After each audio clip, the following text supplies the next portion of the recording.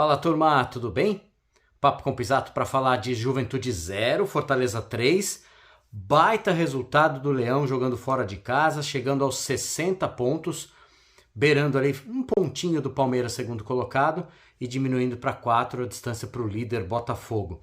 Claro, Fortaleza matematicamente segue em busca do título do Campeonato Brasileiro. Sobre vaga direto na fase de grupos da Libertadores do próximo ano, mais vivo do que nunca. 60 pontos, aliás, é um número importantíssimo porque marca a maior conquista, o maior número de pontos conquistados por um time nordestino na era desse Campeonato Brasileiro por pontos corridos, tá? Superando todas as outras edições, os bons resultados que outras equipes nordestinas tiveram. Fortaleza segue quebrando barreiras, segue fazendo sucesso esse ano e também quebrando tabus, conquistando marcas, eu diria.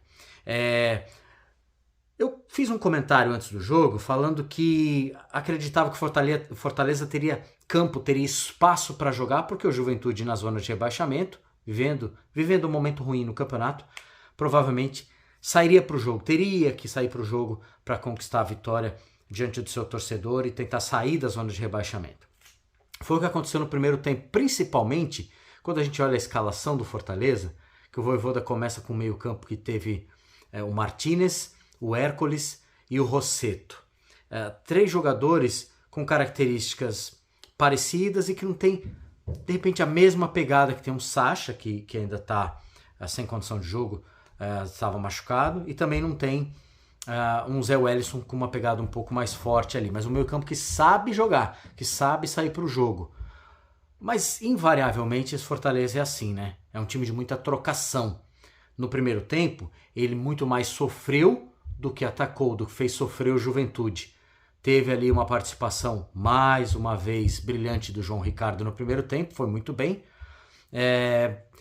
E eu destaco que o sistema defensivo, quando a gente fala assim, soube sofrer, parece esquisito, mas é o que aconteceu. O time soube sofrer, soube segurar a pressão do Juventude, começou a equilibrar um pouquinho as coisas, até que teve muito precocemente a saída do Brits, né, com uma concussão, uma disputa de bola pelo alto, em que ele se chocou com o adversário, ainda ficou um pouco no campo e depois saiu.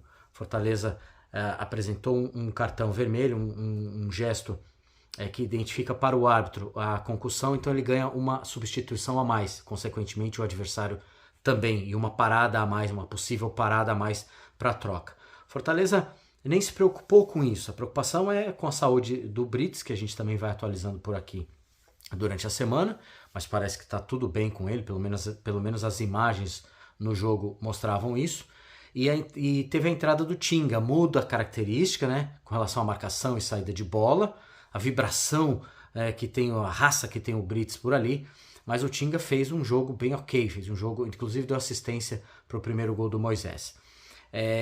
E o Fortaleza foi então crescendo na partida, mas ainda assim via o Juventude melhor no jogo. Até que sai o primeiro gol numa grande jogada individual, aliás, coletiva, perdão, uma grande jogada coletiva em que o Marinho rouba a bola quando o Juventude saía pelo lado esquerdo do seu campo, né? E aí numa troca de passes ali com o Rossetto, Martínez, a bola chega no Tinga e ele faz o cruzamento preciso, forte, mas que chegou onde tinha que chegar, cara, no Moisés, que de chapa bate de primeiro com força, um belo gol, já nos acréscimos da primeira etapa. A partir daí, parece que o Juventude sentiu, ainda foi pro abafa para tentar o empate ainda nos minutos finais, né? 7 minutos de acréscimos no primeiro tempo, mas foi o Fortaleza que fez o segundo gol numa jogada parecida, muito coletiva, bola de pé em pé, com paciência, até que ela chega no Mancuso, que jogou pela lateral esquerda, que fez mais uma boa partida e ele encheu o pé da entrada da área para fazer 2-0 no último lance do primeiro tempo. Aí no segundo tempo, o Juventude mexeu, o técnico do Juventude, o time precisava, né? Ele mexeu no time para tentar aquela pressão, fazer um gol logo no começo do segundo tempo. Fortaleza de novo soube se segurar. E quando percebeu, e aí vem um detalhe importante para você que me acompanha aqui, que eu vivo dizendo, né? Um detalhe importante, e eu vivo dizendo, é que o Vojvoda tem o grupo na mão. Conhece demais esses caras. E aí ele faz uma substituição que não é comum, não é usual. Ele tira o Marinho e coloca o Bruno Pacheco.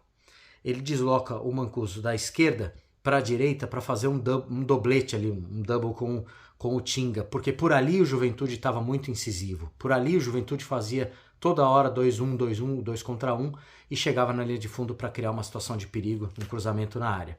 E aí o Fortaleza conseguiu equilibrar as ações do Juventude por aquele lado, segurar o ímpeto de velocidade, de troca de passes por ali e diminuir as chances de gol do adversário. Até que o Kusevich, com muita felicidade, com faro de gol para um zagueirão, mergulha com os pés num cruzamento da esquerda e faz o 3-0 ali aos 25 minutos do segundo tempo, colocando o jogo debaixo do braço do Fortaleza, que a partir dali administrou, tocou a bola, não correu mais grandes perigos e o Vojvoda fez várias outras substituições, mantendo o time com fôlego, mantendo o sistema de jogo, e o Juventude foi presa fácil a partir daí, 3-0 para o Fortaleza, repito, chega aos 60 pontos, terceira colocação mais uma vez garantida por mais uma rodada, pelo menos, faltando agora 6 jogos para conquistar a primeira etapa, a primeira meta, diria, que é a vaga na Libertadores, depois uma vaga direto na fase de grupos, ficando entre os 4, pelo menos, e, por fim, o título que o Fortaleza ainda briga até onde tiver condições matemáticas de alcançar a liderança de novo da competição.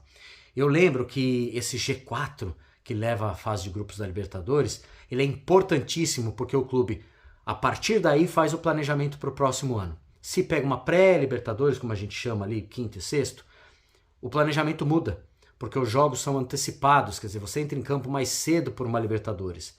Então o planejamento financeiro é diferente, porque você não garante as cotas de uma fase de grupos. O planejamento de construção ou reconstrução de elenco muda também, porque você tem que antecipar mais uma vez etapas. Então é importante para o Fortaleza, terceiro colocado, segurar daí para cima a sua posição financeiramente e também esportivamente para 2025. Também não posso deixar de falar que o G4 pode virar um G6, né? Até um G7 talvez, porque temos aí 2 brasileiros disputando a final da Libertadores da América, Botafogo e Atlético Mineiro. Se o Botafogo ganhar, ele como integrante desse G4, ele abre uma vaga direta a mais. E na final da Copa do Brasil temos Flamengo e Atlético Mineiro. Se o Flamengo vence, também ali brigando entre os 4, o Flamengo provavelmente abre mais uma vaga para quem está embaixo. E o Cruzeiro disputando contra o Racing a final da Copa Sul-Americana é outro time, está em 8º hoje no Brasileiro, é outro time que pode chegar, pode ser campeão e pode de repente abrir mais uma vaga ali para pré-Libertadores. Um G4 pode virar G6 ou até G7 e o G6 pode virar até um G9, mas isso é assunto para outro dia. Aqui fica os parabéns para o Fortaleza, que foi bem fora de casa, fez um jogo dentro do esperado para o primeiro tempo, para os minutos iniciais, sabendo que era um jogo difícil, o Juventude iria para cima, iria sufocar, e o resultado de 3-0 reflete muito do que foi a resiliência do Fortaleza na primeira etapa e a tranquilidade, sabedoria, experiência para fazer o terceiro gol e levar os 3 pontos para casa na segunda etapa, tá certo? Bom, se inscreve aqui no canal se você ainda não se inscreveu, avisa para os amigos, manda o link, compartilha, dá essa moral que a gente vai trazendo conteúdos de esporte e do Fortaleza Esporte Clube, afinal é o Lion, não tem jeito!